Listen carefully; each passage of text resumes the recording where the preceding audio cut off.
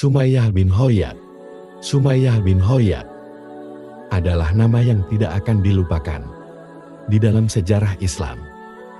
Di tengah gelapnya kehidupan masa jahiliyah, ketika ketidakadilan dan kekerasan menjadi bagian dari kebiasaan dan kehidupan sehari-hari, muncullah seorang wanita yang begitu tegar melawan kesewenang-wenangan kaum Quraisy. Ia juga berani melawan tatanan sosial yang menempatkan wanita pada posisi lemah dan tidak berdaya. Kisah tentang Sumayyah bukan sekedar tentang penderita, melainkan tentang kekuatan iman yang tak tergoyahkan.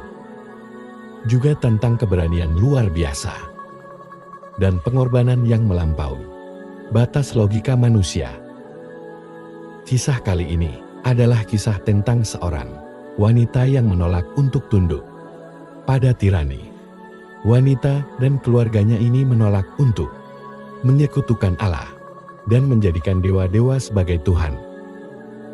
Meskipun pada akhirnya mereka harus membayarnya dengan harga tertinggi. Abu Jahal laknatullah membunuh wanita tua ini dengan brutal. Tombaknya yang tajam ditusukkan ke dalam kemaluan Sumayyah dan menembus tubuhnya. Allahu Akbar.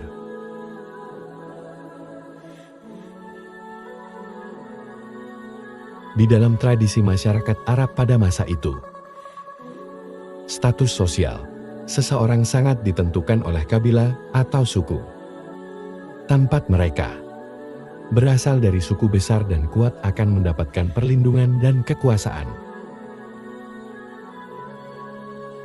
Sementara mereka yang tidak memiliki suku seperti para budak berada dalam posisi yang paling rentan. Sumayyah bin Hayat termasuk dalam golongan hamba sahaya. Ia adalah golongan budak. Sebagai seorang budak, hidupnya tidaklah. Sumayyah berada di bawah kepemilikan Abu Hudzaifah bin Mughirah, seorang tokoh dari Bani Makhzum, salah satu kabilah besar di Mekah yang terkenal akan kekuatannya. Sumayyah kemudian dinikahi oleh Yasir, yang merupakan seorang emir dari Yaman yang menetap di kota Mekah. Dari pernikahan ini lahirlah dua anak laki-laki, yaitu Amr dan Ubaidillah. Kehidupan Sumayyah dengan Yasir dan anak-anaknya berlangsung dalam kesederhanaan di bawah bayang-bayang kabilah yang menguasai mereka. Yasir yang juga bukan berasal dari suku besar, hanya bisa menyerahkan nasib.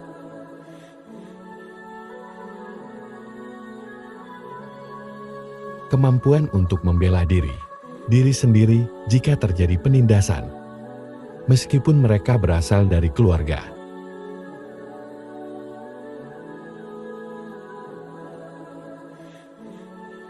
Ia menjalankan perannya sebagai istri dan ibu dengan penuh kasih sayang.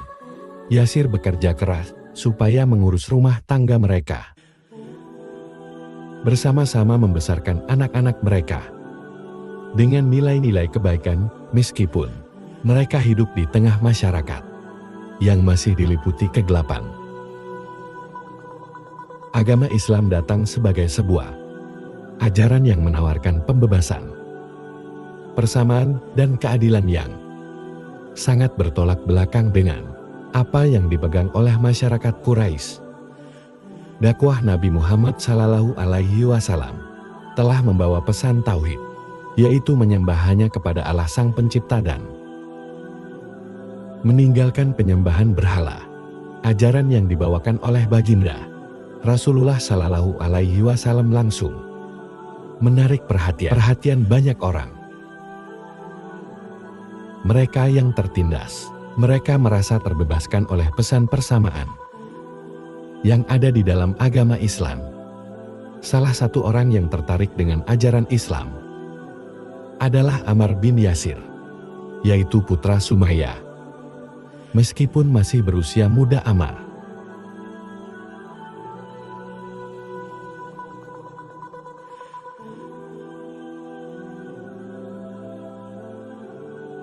Ketika ia mendengar dakwah yang dibawa oleh Rasulullah Shallallahu Alaihi Wasallam, ia segera tertarik.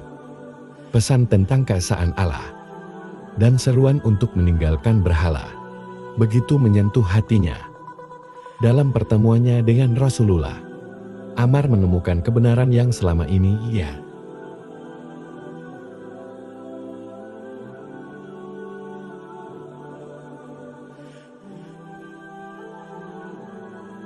Ammar dengan penuh antusias menceritakan pertemuannya dengan Rasulullah kepada kedua orang tuanya.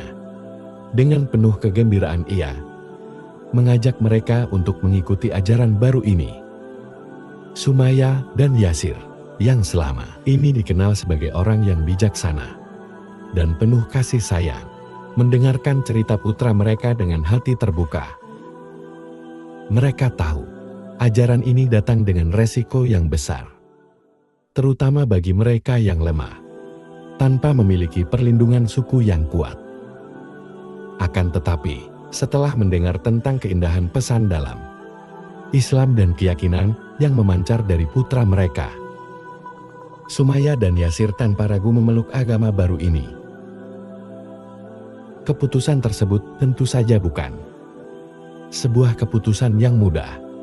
Baik Sumayyah, Yasir ataupun Ammar mereka tahu bahwa memeluk Islam pada masa itu adalah undangan langsung untuk menghadapi siksaan dan juga kekerasan dari kaum kafir Quraisy. Kendati demikian, iman yang baru tumbuh di hati mereka dengan sangat kuat. Sumayyah adalah seorang wanita yang seharusnya lemah lembut menurut pandangan masyarakat. Namun, ia menjadi salah satu orang yang pertama kali menerima Islam. Beliau adalah orang ketujuh yang masuk Islam. Hal ini merupakan sebuah keberanian. Masa itu, kabar tentang Islamnya keluarga Yasir segera menyebar di kalangan masyarakat Mekah. Bani Makhzum pun tahu bahwa budak mereka telah memeluk agama baru. Ini bagi kaum Quraisy, Islam bukan hanya sebuah agama baru, tetapi juga sebuah ancaman terhadap tatanan sosial yang telah mereka bangun selama berabad-abad. Agama Islam yang dibawakan oleh Rasulullah menyerukan persamaan derajat antara semua manusia, menolak menyembah berhala, dan menentang kekuasaan suku-suku besar. Bagi para pemimpin Quraisy, ini adalah sesuatu yang tidak bisa diterima. Ini adalah bentuk penghinaan terhadap kaum Quraisy, khususnya Bani Makhzum. Keluarga Yasir segera menjadi target siksaan.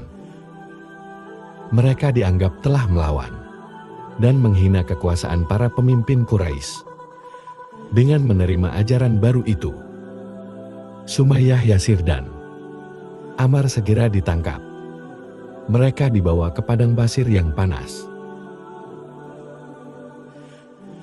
Hari yang membakar, mereka diikat dan disiksa dengan sangat kejam. Mereka melempar tubuh rantas Sumayyah ke sebuah tempat dan mengubur badannya dengan pasir yang sangat panas. Kemudian meletakkan di atas dada adanya sebongkah batu yang berat. Akan tetapi anehnya tiada terdengar rintihan ataupun ratapan dari mulutnya, melainkan ucapan Ahad. Ahad Allah yang satu. Sumayyah bin Hayat mengulang-ulang kata itu sebagaimana yang dilakukan oleh Yasir, Ammar, dan juga Bilal. Di tengah penderitaan yang dialami oleh Sumayyah dan keluarganya, Rasulullah tidak tinggal diam. Beliau seringkali mendatangi keluarga yayasan untuk memberikan dukungan moral dan spiritual. Rasulullah menyaksikan bagaimana keluarga Yasir disiksa dengan kejam. Beliau merasakan kesedihan yang mendalam melihat umatnya yang menderita karena keimanan mereka kepada Allah. Akan tetapi di tengah kesedihan itu, kekuatan yang muncul dari dalam diri Sumayyah. Yasir dan juga Ammar di dalam salah satu kunjungannya, Rasulullah menyampaikan sabdanya yang sangat terkenal. Bersabarlah wahai keluarga Yasir. Sesungguhnya tempat kembali kalian adalah surga. Kata-kata ini bukan sekedar kalimat penghiburan, akan tetapi juga sebuah janji dari Allah Subhanahu wa Ta'ala. Sumayyah mendengarkan kata-kata dari Rasulullah itu. Ia bertambah tegar dan optimis. Dengan kewibawaan imannya, ia mengulang-ulang kata-katanya dengan berani. Aku bersaksi ya Rasulullah. Engkau adalah Rasulullah. Dan aku bersaksi bahwa janjimu adalah benar. Begitulah Sumayyah binti Hoyab. Ia telah merasakan kelezatan dan manisnya iman. Sehingga bagi beliau, kematian adalah sesuatu yang remeh. Dalam rangka memperjuangkan akidahnya, hatinya telah dipenuhi kebesaran Allah Subhanahu wa Ta'ala. Maka ia menganggap kecil setiap siksaan yang dilakukan oleh orang-orang kafir. Orang-orang kafir yang zalim itu tiada kuasa menggeser keimanan dan keyakinannya, sekalipun hanya satu langkah semut saja. Semakin hari, siksaan yang dilancarkan oleh orang-orang kafir Quraisy semakin tinggi, dengan intensitas yang semakin luar biasa kejamnya. Akan tetapi Sumayyah tidak pernah goyah keimanannya.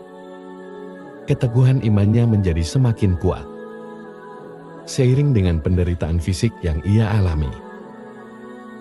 Kaum Quraisy, terutama pemimpin Bani Maksum, mereka frustasi melihat bahwa sikap pesan yang mereka berikan tidak mampu menggoyahkan keyakinan keluarga Yasir.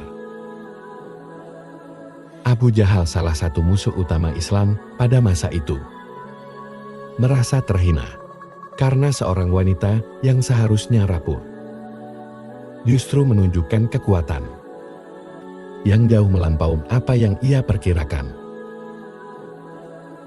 Dalam puncak kemarahannya, Abu Jahal mengambil tindakan kejam dan brutal. Ia mengambil tombak, dan tanpa ampun, Abu Jahal menusukkan mata tombak itu dengan kuat ke dalam kemaluan Sumayyah.